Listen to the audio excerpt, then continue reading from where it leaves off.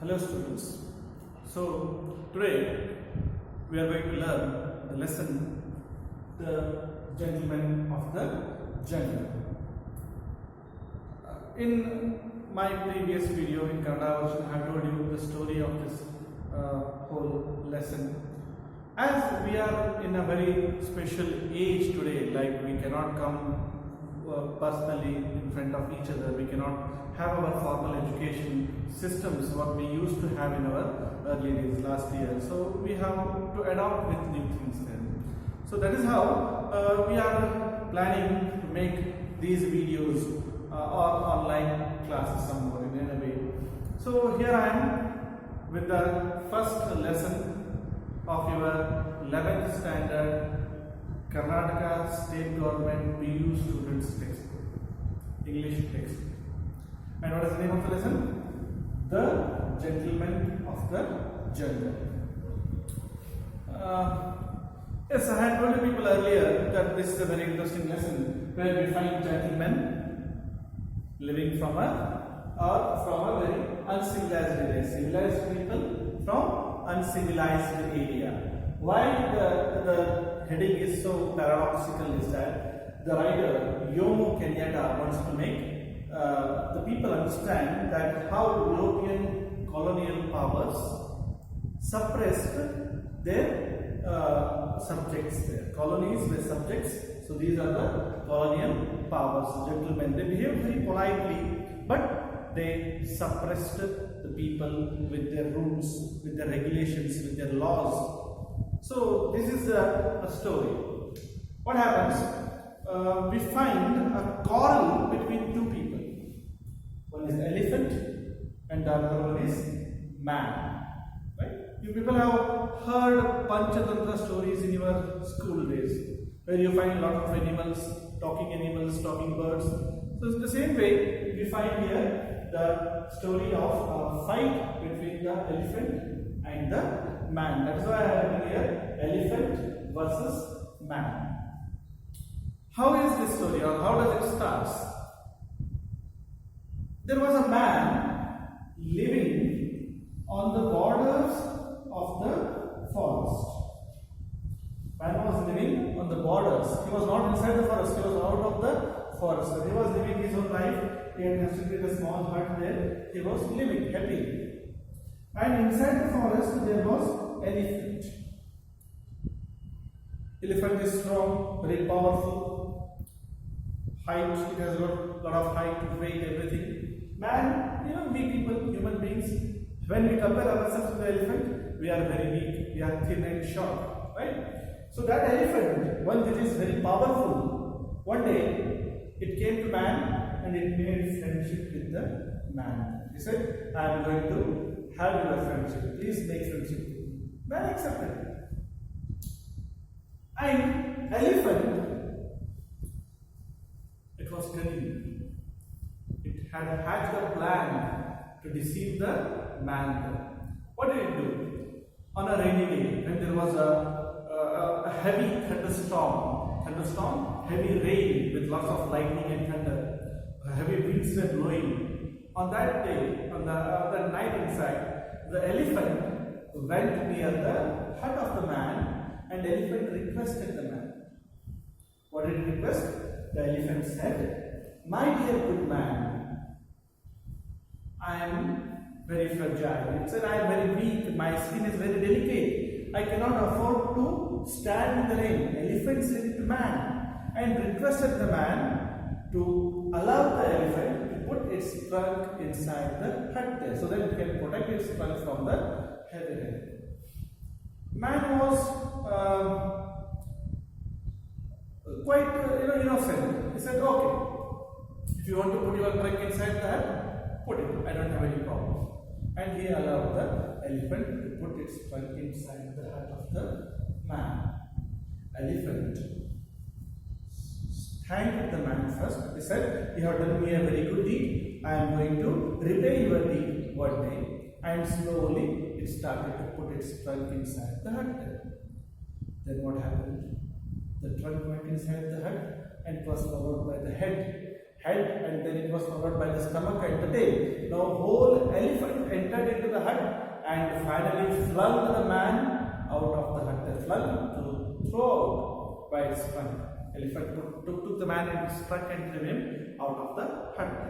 So man started to grumble, to shout loudly in anger. Why? Because the elephant has deceived him. Elephant has deceived the man. The elephant has taken the hut of the man. So man started to grumble. And all the animals in the jungle, they came out. Look what was the matter. But nobody supported anybody there. Nobody tried to stop the quarrel. But they just stood there to see how the fight was going. And by this huge noise, the peace of the jungle was disturbed, and then came the lion. Lion is the king of the jungle. Right? He said, how dare you disturb the peace of my kingdom? Why? Because the lion's intention was to have peace and tranquility in his kingdom.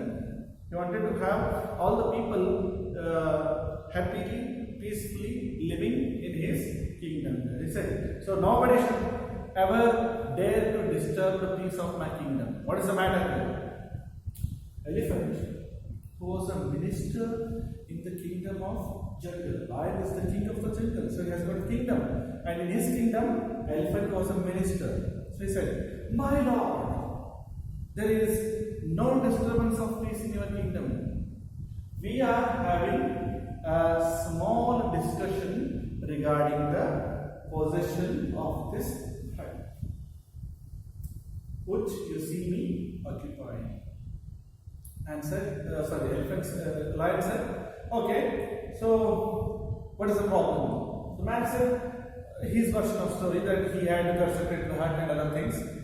So lion wanted to settle this matter.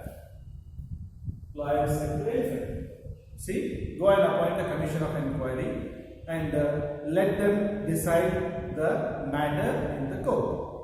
So lion appointed elephant to appoint a commission of inquiry. It is like something, the thief can select their judge there. Something of the same kind had happened here.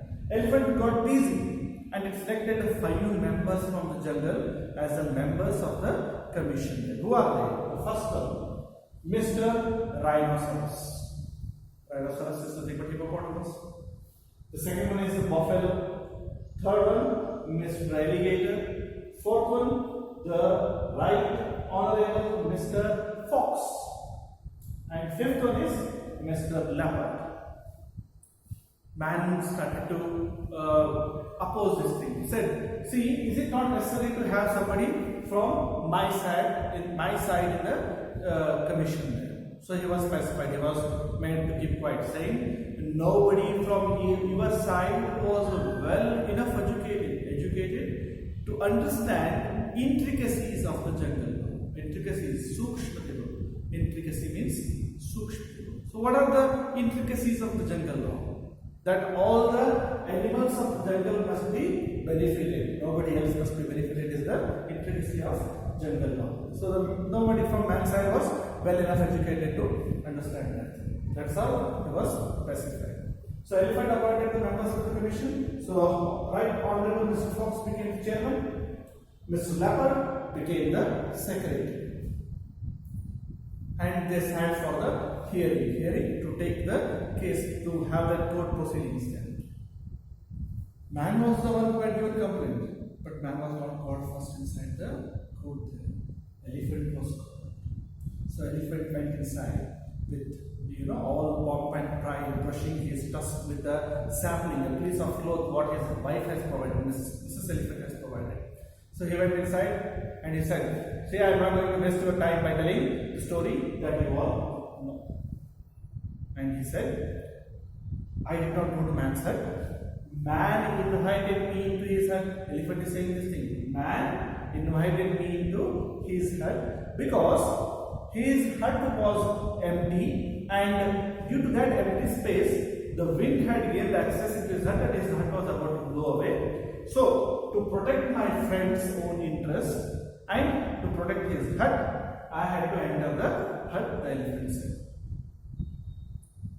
And all the other animals, other areas, including hyena, Mr. Hyena and other animals, they gave witness in favor of elephant. They said elephant is right. So then later the man was caught, who was sitting outside waiting for his turn there. When he was caught inside, he started to narrate his problems. But the members of commission, they said, stop. We have heard all the matters regarding your case, and we just want to know one thing. What was the thing? Whether your hut had empty space before the elephant entered. Or in a way, whether anybody else has occupied your empty space in the hut. Man said, no, nobody has occupied it. And he again went on saying, but he was about to tell something else. The commission cut him short, saying, enough, we have heard sufficient evidence. And it retired for the judgment. Retired, it went out of the court. And it enjoyed a sumptuous meals, a very huge buffet was arranged for them. Elephant had arranged the meals for the members of the commission. They all ate with their tummies full, and they came and gave the verdict. What did they say? See, very interesting things. They said, this problem between man and elephant has arisen due to the misunderstanding of the man. Elephant has done good for the man, but man did not understand it. As the hut is very huge, man cannot occupy all the space in the hut. So let the elephant continue its occupation, and man was suggested to go and find a new place where he can construct a beautiful hut, and his hut will be well protected. Fearing these animals' snakes and claws, if he rejected, they would attack on him, they would kill him. Man said, okay. And he found a very beautiful another place where he constructed a small hut for himself. But as soon as the hut was complete, rhinoceros charged in, lowering his head. It asked the man to leave. Again, he grumbled, a commission was appointed, and the same finding was given. So this process, man constructing the hut, one of the animals occupying the hut. It went on until all the members of the jungle were accommodated with the new hut there. So man said, enough is enough. I have been deceived many times. Now I don't believe these courts, these commissions. I don't want to go with the laws of the jungle there. So he had a plan. He had hatched a plan. He waited for some time. When all the huts occupied by these animals were beginning to decay, to fall apart, he constructed a beautiful hut, a bigger one. And as soon as it was about to be finished, the rhinoceros once again charged in, as it has been doing earlier too. So it charged into the hut to occupy it, but it found that already Mr. Elephant was sound asleep inside the hut there. And then the lion came, the alligator passed on the roof. The leopard entered into the house through windows, and hyena howled for shades. So all were claiming their rights on the different parts of the hut. So then they started to quarrel regarding the rights of penetration, who had got the right to enter into the hut for the first time. So this quarrel converted into a fight, and they all started fighting with their hands and legs. They were fighting, literally they were fighting. And when they were embroiled, they were fighting with each other. They were embroiled. Man closed the doors of the hut and burned it down. Is that? Peace is costly, but it is worth the expense.